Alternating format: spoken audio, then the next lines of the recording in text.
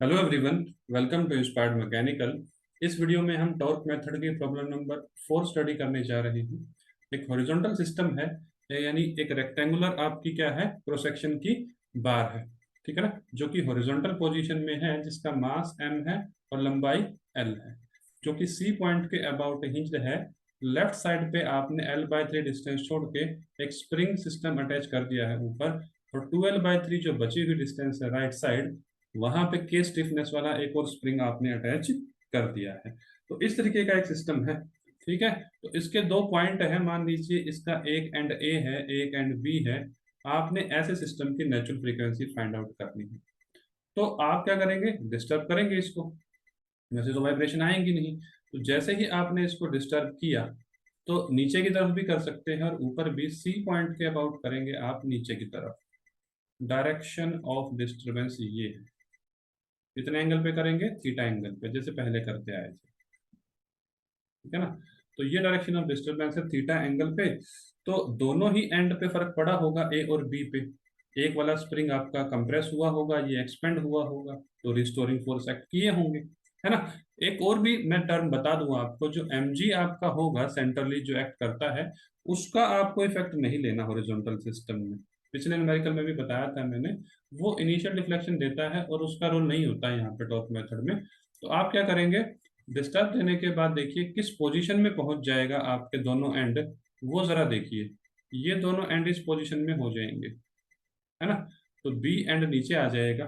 ठीक है, और कितना आएगा नीचे, इधर x2 डिफ्लेक्शन होगी, और ए एंड ऊपर की तरफ जाएगा, x1 उसके अंदर डिफ्लेक्शन होगी। तो यहाँ बनेगा थीटा एंगल। ठीक, तो आपका क्या होगा, जो इनर्शिया टॉर्क है वो तो अपोजिट एक्ट करता है डायरेक्शन ऑफ डिस्टरबेंस के, आई थीटा डबल डॉट। अब बचे हुए दो टॉर्क आपको देखने हैं कौन कौन से होंगे वो। तो एक टॉर्क तो आएगा इस लेफ्ट वाले स्प्रिंग में की वजह से, और एक आएगा राइट वाले स्प्रिंग की वजह से। ठीक है ना, तो मैं इस डायग्राम को थोड़ा सा ट्रायंगल की फॉर्म में बनाता हूँ और आपको समझाता हूँ कि वो टॉर्क कौन से होंगे और कैसे एक्ट करेंगे। देखिए, तो इस तरीके से है ना, लाइन डायग्राम बनाता हूँ। इस तरीके से है ना। ये मेरी एक बार है, तो ये l/3 है और ये 2l/3। ठीक है, तो आपका जो डिस्टरबेंस हुई होगी तो वो तो इधर हुई है ना। ठीक है ना, और एक इधर हुई है नीचे की तरफ। तो हम क्या करेंगे, इन दोनों को कनेक्ट कर देंगे। ठीक है ना, इन दोनों को इस तरीके से कनेक्ट करके दिखा देंगे। तो दोनों डिफ्लेक्शन कुछ इस प्रकार से हो गई। तो यहाँ भी एंगल कितना बना, थीटा बना, और यहाँ भी एंगल बना थीटा। तो यहाँ हुई x1 डिफ्लेक्शन और यहाँ हुई x2 डिफ्लेक्शन। तो स्प्रिंग का रिस्टोरिंग फोर्स कहाँ एक्ट करता है, अगर आपकी x2 डिफ्लेक्शन नीचे की तरफ हुई है, तो रिस्टोरिंग फोर्स कहाँ जाता है, ऊपर की तरफ, और वैल्यू कितनी होगी उसकी, kx2। ठीक है ना, और ये स्प्रिंग अगर आपका नीचे की तरफ आपने इसको खींचा होगा, ठीक है ना, मतलब डायरेक्शन आपने थीटा नीचे दी होगी, तो रिस्टोरिंग फोर्स कहाँ जाएगा आपका, जिस डायरेक्शन में आप पुल या पुश करते हैं उसका अपोजिट, यानी इस डायरेक्शन में आएगा आपका के एक्स नीचे की तरफ, क्योंकि डिफ्लेक्शन हुई है ऊपर की तरफ, उसका अपोजिट होता है। तो देखिए, हिंज्ड पॉइंट के अबाउट ये सब हो गया। तो अब हमको फाइंड आउट करना है कि भाई आई थीटा डबल डॉट अगर ऐसे हो गया है पहला टॉर्क, तो बाकी के दोनों टॉर्क का के साथ क्या होगा। ठीक है ना, तो पहला टॉर्क होगा फोर्स इनटू हमारी रेडियस। ठीक है ना, तो आप क्या करेंगे, जो के एक्स टू है वो तो फोर्स है। ठीक है ना, के एक्स टू तो फोर्स है ना, तो उसके साथ मल्टीप्लाई कौन सी डिस्टेंस करेंगे, 2l/3। ये डिस्टेंस हो जाएगी आपकी किसके लिए, के x2 इंटू हमारा कौन सा हो जाएगा, 2l/3। ठीक है ना, तो ये तो हो गया हमारा क्या चीज, पहले स्प्रिंग का। दूसरे स्प्रिंग के साथ क्या हो रहा होगा, उसका भी लिख देते हैं। ठीक है ना, उसका भी लिखेंगे। मैं इधर करके दिखा देता हूं उसका, कुछ इस तरीके से। ठीक है ना, तो इसकी डायरेक्शन भी आपकी यही रहेगी। ठीक है, तो उसकी वैल्यू लिख देते हैं हम, के x1 इंटू l/3। ठीक है ना, तो ये x1 और x2 की वैल्यू कैसे आई होंगी, सिंपली सी बात है ना, ट्रायंगल ले लीजिए, टेंजेंट थीटा बहुत छोटा एंगल है, यानी x2/2l/3। ठीक है ना, तो वही जो हमने पहले प्रोसेस किया है, सेम वैसे ही किया है। तो अब जब आप निकालने के लिए बैठेंगे तो रेडियस भी आपको मल्टीप्लाई करनी पड़ेगी। तो देखिए आई थीटा डबल डॉट, ठीक है ना। और पहला टॉर्क कौन सा होगा भैया आपका, x1 और x2 की वैल्यू पुट करेंगे ना, ठीक है ना। x1 की वैल्यू कितनी हो जाएगी, x1/L/3। देखिए ये लेफ्ट वाले ट्रायंगल पर बना के दिखा देता हूँ यहाँ, अगर आपको समझ में नहीं आया तो ये x1 है, ये L/3 है, ये थीटा है। तो x1 क्या हो जाएगा, L/3 टेन थीटा, और टेन थीटा बहुत छोटा एंगल है, तो x1 क्या हो जाएगा, L/3 थीटा, ठीक है ना। तो हम ऐसे ही करेंगे, x1 की जगह value k into L/3 into L/3 into theta, ठीक है ना, होगी बात। अब पहले दूसरे स्प्रिंग की वही बात करते हैं, इसकी ट्रायंगल तो ऐसे उल्टी है ना। तो ये दूरी कितनी है, 2L/3, और ये कितनी है हमारी डिफ्लेक्शन x2, और ये एंगल रहा थीटा। तो यहाँ भी तो वही होगा जो पहले हुआ था, x2 की वैल्यू कितनी आ जाएगी, 2L/3 थीटा, ठीक है ना। तो आप इसको कैसे पुट करेंगे, k into 2L/3 into 2L/3 theta is equal to 0। I hope आप क्लियर हो गया आपको, ठीक है। तो अब इसकी इक्वेशन कैसे बनेगी, सिर्फ और सिर्फ बचता है आपका आई, ठीक है ना। इक्वेशन तो तकरीबन बन ही चुकी है ना। आई थीटा डबल डॉट प्लस के एल स्क्वेयर बाय 9 थीटा, और प्लस में 4 KL² बाय 9, ठीक है ना, और इंटू में थीटा इज इक्वल टू 0। थोड़ा सा मैं इस इक्वेशन को और करूं तो आई थीटा डबल डॉट हो जाएगा, और 9 एलसीएम लेंगे तो 4 और 1 5 हो जाएगा ना।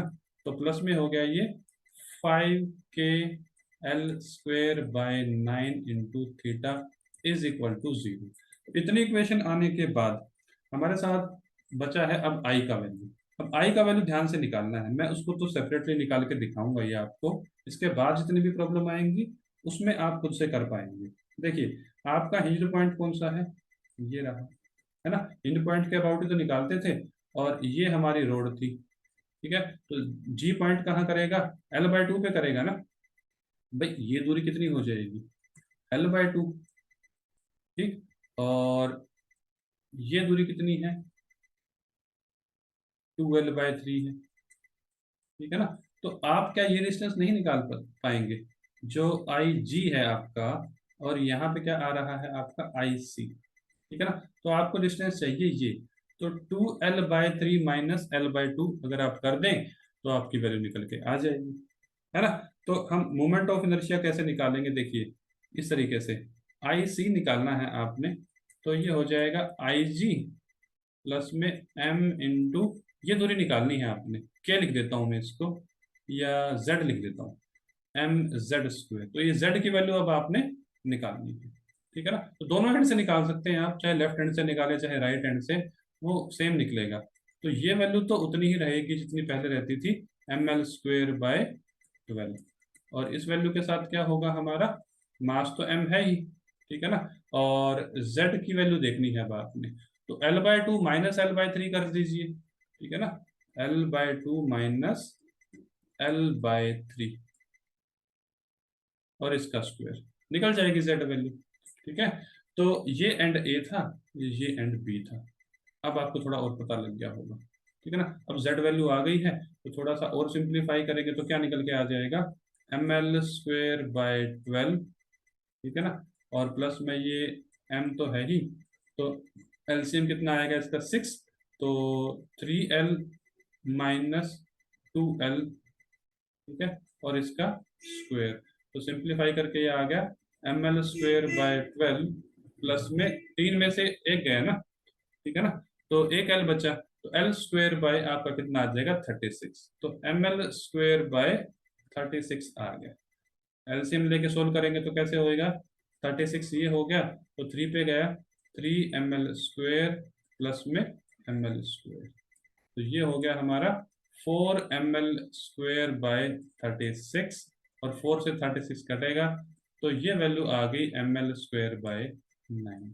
जब इस तरीके की प्रॉब्लम आपके एग्जाम में आए या गेट के एग्जाम में आए, तो जनरली गेट वाला ऐसे ही देता है L/3 टू L/3, तो आप इसको याद ही कर लीजिएगा, वहां निकाल के दिखाने की जरूरत नहीं है।